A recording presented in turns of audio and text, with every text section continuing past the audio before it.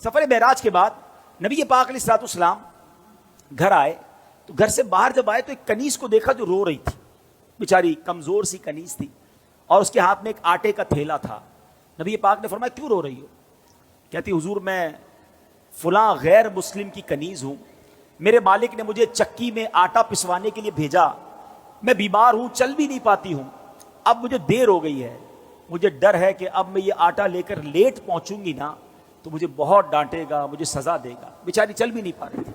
اللہ کے حبیب، رب کے حبیب ابھی معراج سے آئے ہیں، اتنا بڑا شرف پا کر آئے ہیں، مگر نبی پاک نے فرمایا اچھا چلو میں تمہارے ساتھ چلتا ہوں، تمہارے مالک کے پاس تمہاری سفارش کر دوں۔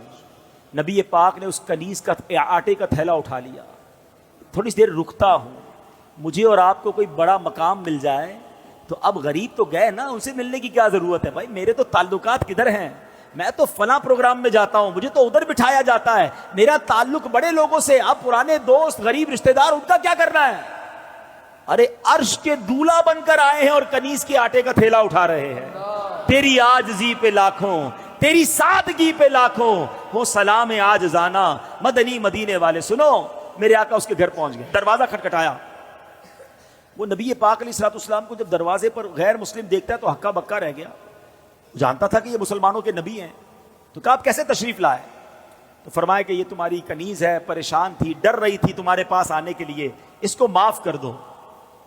وہ پتہ ہے وہ کیا کہتا ہے، وہ جو غیر مسلم تھا، کہتے پہلے مجھے بتائیے آپ کو آج رات معراج نصیب ہوئی ہے نا؟ غیر مسلم کہتا ہے اے محمد صلی اللہ تعالی علیہ وسلم آج رات آپ کو معراج نصیب ہوئی ہے؟ نبی پاک نے فرمایا ہاں ہے۔ سنو، وہ اندر گیا، واپس آیا، اس کے ہاتھ میں تورات شریف یا انجیل مقدس آسمانی کتاب تھی، اور وہ کہتا ہے یہ دیکھیے اس میں نبی آخر الزمان کی یہ نشانی لکھی ہوئی ہے کہ وہ نبی جو آخری نبی ہوں گے، جب ان کو جس رات معراج ہوگی اس رات کی صبح وہ ایک کنیز کے آٹے کا تھیلا اٹھا کر کسی غیر مسلم کے دروازے پر جائیں گے۔ حضور آپ میرے دروازے پر آئے ہیں، میں کلمہ پڑھ کر مسلمان ہوتا ہوں۔ سبحان اللہ، یہ اللہ اکبر۔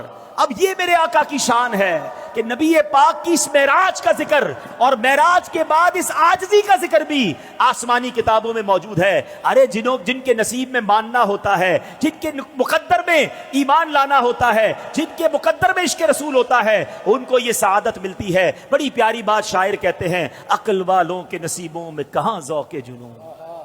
ہاں، ہر بات عقل سے نہیں تولی جاتی، ہر بات لاجک سے نہیں دیکھی جاتی۔ عقل والوں کے نصیبوں میں کہاں ذوق جنون، عشق والے ہیں جو ہر چیز لٹا دیتے ہیں۔ جیسے میری سرکار کے بولو ایسا نہیں کوئی،